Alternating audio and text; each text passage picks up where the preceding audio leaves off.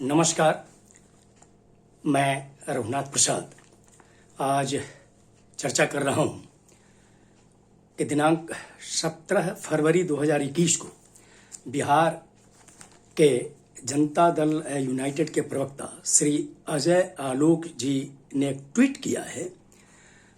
उसके संबंध में उन्होंने इस ट्वीट में कहा कि संशोधन कर यह नियम बनाया जाना चाहिए कि एक बार जिस व्यक्ति को पढ़ाई में या नौकरी में आरक्षण का लाभ मिल जाए उसे उस पीढ़ी को, उसकी अगली पीढ़ी को आरक्षण नहीं मिलना चाहिए।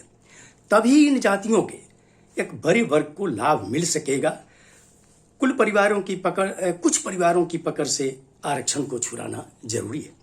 मैं यह चर्चा करना चाहूँगा कि उन्होंने अपने इस ट्वीट के लिए जो तिथि चुनी, जो दिन चुना, वह आश्चर्यजनक है।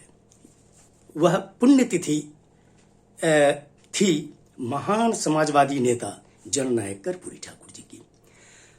उनके इस ट्वीट से यह लगता है कि इन्हें गरीब वर्ग के प्रति कितनी श्रद्धा है और इसलिए उन्होंने कहा कि अगली पीढ़ी से इसको वंचित कर दिया जाना चाहिए। यह आश्चर्यजनक यह भी है कि इनका यह ट्वीट डॉक्टर लोहिया और जननायक कर्पूरी ठाकुर जी की विरासत का दावा करने वाली पार्टी जनता दल के प्रवक्ता की ओर से आया और उनके सबसे बड़े नेता माननीय मुख्यमंत्री बिहार से नीतीश कुमार जी के विचारों के भी प्रतिकूल है। ये एक अच्छी बात है कि डैमेज कंट्रोल ही सही, लेकिन उसी दिन माननीय मुख्यमंत्री जी से जब बहुत से पत्रकारों ने इस विषय पर उनकी प्रतिक्रिया जानी तो उन्होंने स्पष्टता कहा कि आरक्षण है और रहेगा। उन्होंने यह भी जोड़ा कि बिहार में लागू कर्पूरी फॉर्मूला वाला आरक्षण पूरे देश में लागू होना चाहिए। बिहार के माननीय पूर्व मुख्यमंत्री श्री जीतन राम मांझी जी ने दो टूक कहा कि आरक्षण को कोई खत्म नहीं कर सकता। उन्होंने निजी क्षेत्रों में भी आरक्षण की वकालत की। राष्ट्रीय जनता दल के नेता माननीय श्री श्याम रजक जी ने भी तीखी प्रतिक्रिया दी। अन्य भी क्षेत्रों से बहुत सी प्रतिक्रियाएं आई।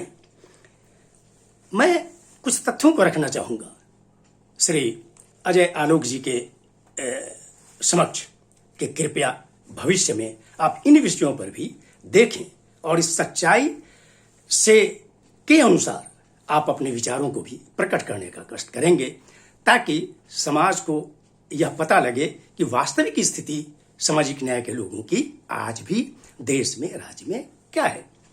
सबसे पहले तो उनको यह देखना चाहिए कि बिहार राज्य में ही जितने महत्वपूर्ण आयोग हैं उनमें उनकी संख्या को देखते हुए, उनके अध्यक्ष पद की संख्या को देखते हुए देखना चाहिए कि इसमें सामाजिक न्याय के कितने लोग अध्यक्ष पद पर आसीन हैं। चाहे ब्यूरोक्रेटिक हो या अन्य महकमे हों, उनमें महत्वपूर्ण पदों पर सोशल जस्टिस के कितने लोग महत्वपूर्ण पदों पर हैं। 15/1/2018 की एक सूचना के अनुसार देश के 496 यूनिवर्सिटी में से SC, ST, OBC के कुल मिलाकर सिर्फ 48, जो 10% से कम है, इतने ही वाइस चांसलर्स क्यों हैं? देश के 40 सेंट्रल यूनिवर्सिटी में OBC के जो प्रोफेसर के सैंक्शन पोस्ट हैं 318, उसमें से सिर्फ 2.8% ही क्यों हैं? सेंट्रल यूनिवर्सिटी के OBC के कुल सैंक्शन पोस्ट 735 हैं एसोसिएट प्रोफेसर के, उनमें उनकी संख्या सिर्फ 5.17% क्यों है? 22 नवंबर 2019 की एक सूचना के अनुसार देश के 20 IIM में SC, ST के फैकल्टी मेंबर्स सिर्फ 11 हैं और OBC के सिर्फ 17। ऐसा क्यों, जबकि कुल पद 642 हैं? देश के 23 IIT में सैंक्शन पोस्ट जो फैकल्टी मेंबर्स के हैं वो 8,856 है, जिसमें SC 149, ST 21, OBC 329 ही क्यों है, जो प्रतिशत क्रमशः 1.6, 0.23 और 3.7 है। देश की आज़ादी के बाद से ऑनरेबल सुप्रीम कोर्ट और ऑनरेबल हाई कोर्ट्स जो जिनकी संख्या देश में 24 है, इनमें माननीय न्यायाधीशों के पद पर कितने लोग SC ST OBC से अभी तक पहुंच पाए हैं।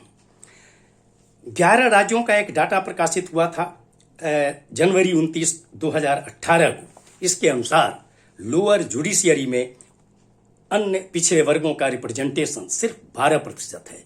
ऐसा क्यों? 1931 की जनगणना जातिगत आधार पर हुई थी। 1931 के बाद से आज तक, जबकि विभिन्न पार्टियों की ओर से, विभिन्न संगठनों की ओर से लगातार मांग की जाती रही है कि सभी जातियों की जनगणना होनी चाहिए ताकि उनके वास्तविक स्थिति की, उनकी क्या है सामाजिक और शैक्षणिक स्थिति, इसकी जानकारी हो सके। आज तक किसी भी केंद्र सरकार ने यह जहमत क्यों नहीं उठाई? 1954 से काका कालेलकर आयोग की अनुशंसा जो पिछड़ा वर्ग के आरक्षण से संबंधित थी, वो धूल चाटती क्यों रह गई और अंत में वह क्यों उस पर कोई अमल नहीं हो पाया?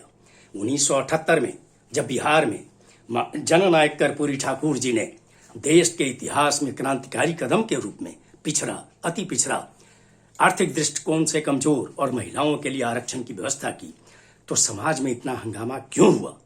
मंडल आयोग की अनुशंसा वर्ष 1980 से लेकर 1992 तक क्यों लटकी रही?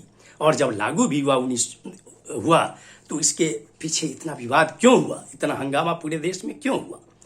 जनवरी 2019 में बिना किसी आयोग की अनुशंसा के जब केंद्र सरकार ने संसद से आर्थिक दृष्टिकोण से पिछड़े वर्गों के लिए 10% आरक्षण का प्रस्ताव पारित कराया, जो अभी देश में और करीब करीब सभी राज्यों ने इसे लागू किया है, तो पूरे देश के SC ST OBC ने इसे जिस सहजता से स्वीकार किया और कहीं इसका विरोध समाज में नहीं हो पाया, इसकी चर्चा कभी भी ट्वीट के माध्यम से क्यों नहीं हुई?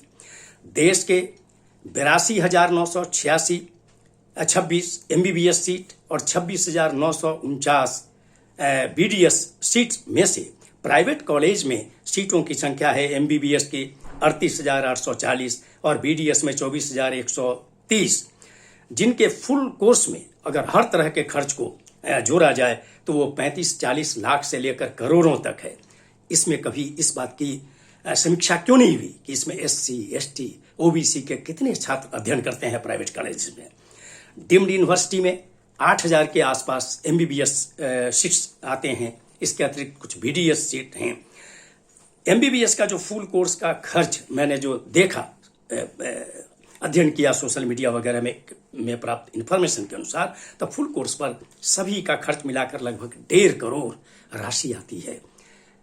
कभी इस बात की समीक्षा क्यों नहीं हुई कि इसमें SC ST OBC के छात्र कितने ऐसे हैं जो MBBS डीम्ड यूनिवर्सिटी से करने की क्षमता रखते हैं? अंत में मेरा अनुरोध होगा माननीय मुख्यमंत्री बिहार श्री नीतीश कुमार जी से कि पार्टी के विचारों के प्रतिकूल यदि कोई भी पार्टी के नेता या प्रवक्ता अगर कोई बयान देना चाहते हैं, वो भी आरक्षण जैसे संवेदनशील विषय पर, तो निश्चित रूप से पार्टी की अनुमति उनको प्राप्त होनी चाहिए ताकि ऐसे विवाद की कोई गुंजाइश न रहे और कोई भी नेता इस तरह का वक्तव्य नहीं दें जिससे समाज में बेवजह दुराव पैदा हो, तनाव पैदा हो, वहाँ पे सामाजिक सद्भाव बिगड़े।